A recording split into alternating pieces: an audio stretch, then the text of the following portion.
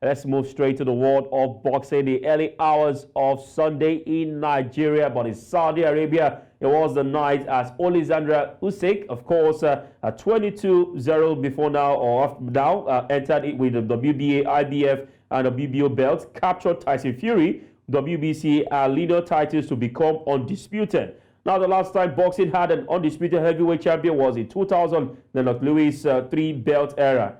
In a fight that turned in the ninth round, when Usyk nearly ended the bout and scored a knockdown, two judges scored the bout 115 to 112 and 114 to 113 for Usyk, while the third had it 114 to 113 for Fury.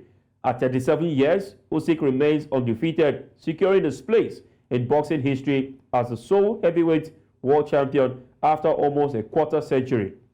Now, joining us to review the bout is a combat sports analyst, a boxing pundit.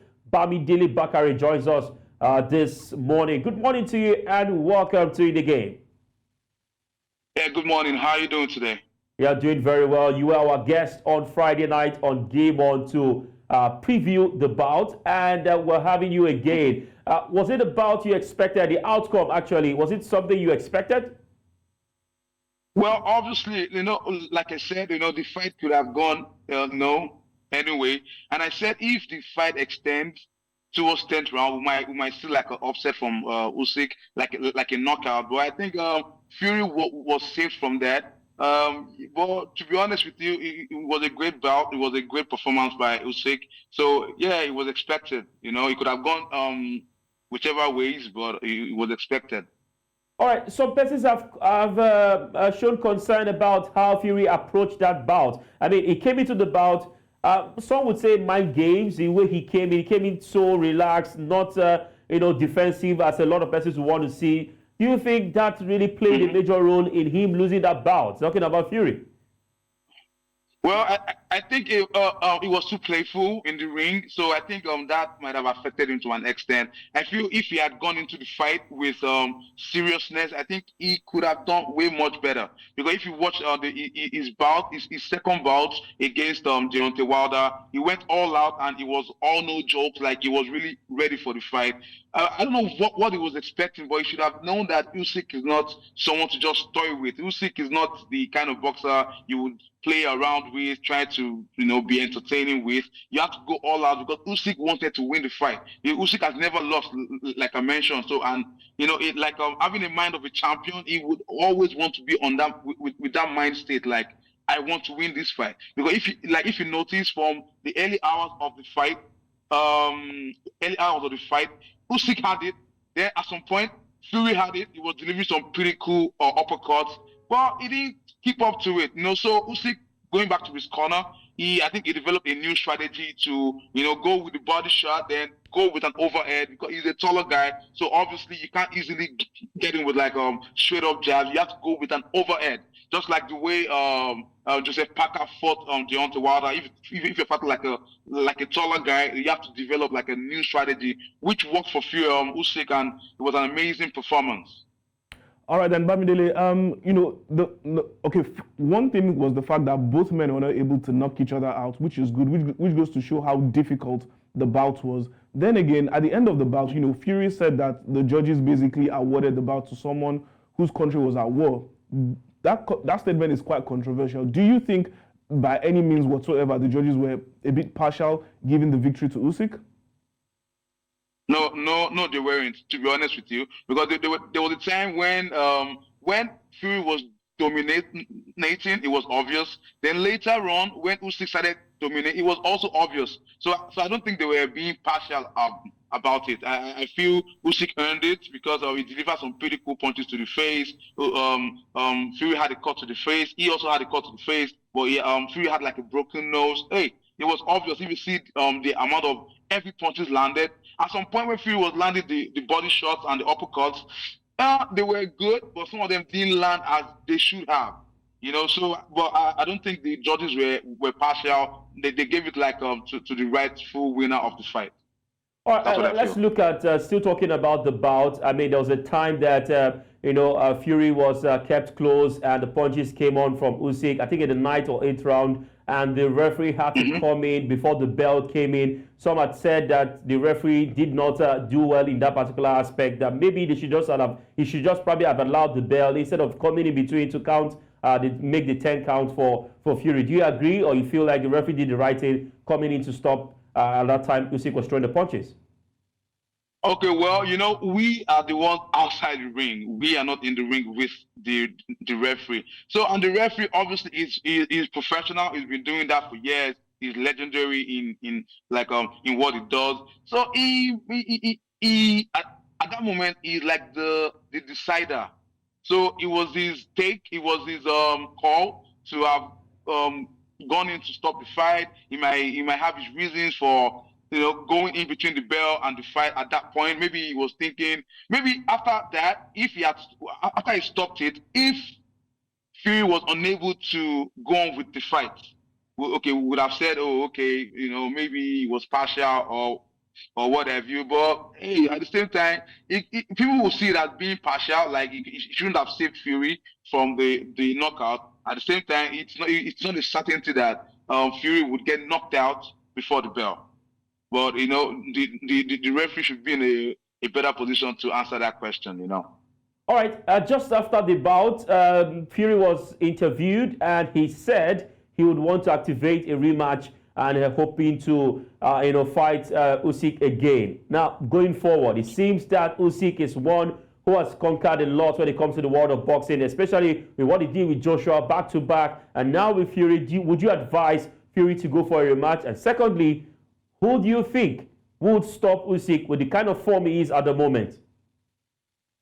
Well, to be honest with you, that kind of bout can never be signed without a rematch clause. There would definitely be a rematch clause. But again, I'm thinking Tyson Fury's mind game. Is he trying to let out all the belts, then try to get them back in a rematch? I don't know, but there would definitely be a rematch clause. That kind of fight can't go down without a rematch clause. And again, stopping Usyk right now. To be honest with you, there are some new cards coming up. But for now, I wouldn't, you can't really tell. Like they say, styles make fights. It might be a very unexpected boxer that would outbox Usyk. We can't even tell. We have some new cards, coming up. But realistically, right now, I can't really place who can dethrone Usyk right now. Maybe Fury, if it goes harder and becomes more serious. I don't even see AJ beating Usyk. Even if they have a third bout. Even though people are saying AJ has improved, that stigma will still be on his mind. Like, oh, I lost to this guy twice in a very convincing ways. Except AJ preps in a very, very different way. But right now, I can't pinpoint that person that would dethrone Usyk, because Usyk is a brilliant boxer. He did it in the cruiserweight division, and hey, trust me, so someone that can defeat someone like Fury, a bigger guy who also has a very good leg movement, as elusive as he is. He has to develop a different strategy to come at Fury, and whoever he wants to fight, I'm sure he would also be prepared for it. He has fought how many great he fought Derek Chisora, he fought AJ twice, now he fought Fury, and he performed tremendously well. So I feel give it up to the Ukrainian. He did great, and much love to him, and big congratulations to him, by the way. All right, then, Babamidele, I mean, most of the promoters have already said that, the winner of this bout has to then meet AJ for another unification title match. But then again, thinking about it, Usyk was pretty much dominant against Fury last night. Yet Fury did have some good rounds. So in your own opinion, do you think, yes, he has already revoked the rematch clause. Do you think there's a major point for him going in again? Do you think Fury does have a chance against Usyk? And then taking a look at it now, you saw the way AJ changed his strategy against Ngannou. AJ was a bit more cryptic in terms of his preparation, the same way Usyk was against Fury. So for me, I saw a different AJ. But then do you really then think that AJ has no chance against Usyk? To be honest with you, right?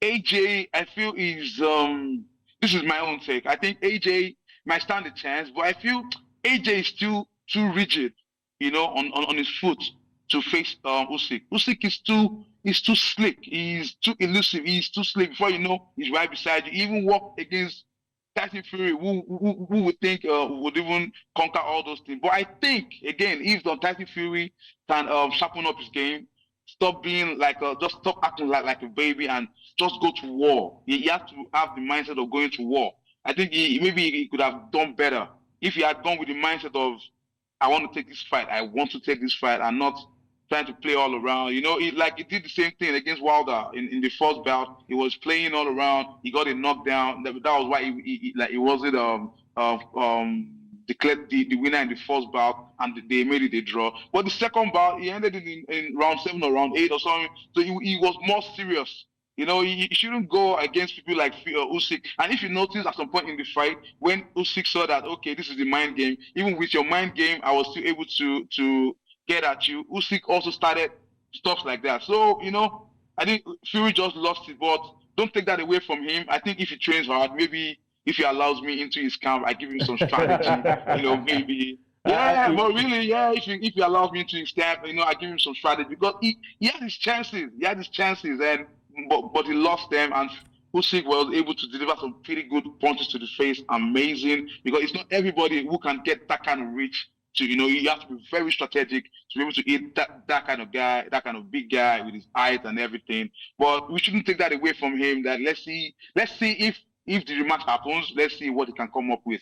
And again, regarding AJ facing the winner of this bout, he was never a certainty. It was just a speculation. Like, that's what we want to happen, especially after his performance against Ngannou. At the end, just feels like, okay, this might be time to launch AJ again. Okay. But in my own take, it might be a hard one for AJ to beat Usyk, except he tightens up his game, because even Usyk 2, AJ had a chance. He had pretty good body shots that were even more effective than Fury's body shot to Usyk, but AJ didn't have a follow-up, which was a big mistake for him. I feel if he had followed up with body shot, then punches to the face, AJ has a stronger punch than Fury, obviously. If AJ landed as much punches as Fury did on Usyk, trust me, AJ would have come out successful in that fight.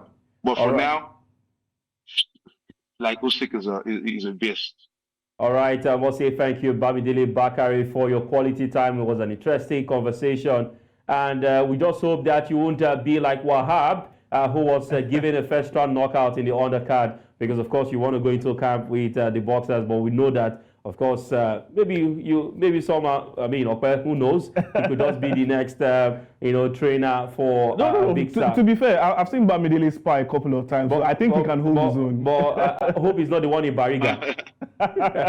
All right, thank you very much, Bamidele, for your time. We wish you well and hope to hear from you soon. No problem. Thanks for having me.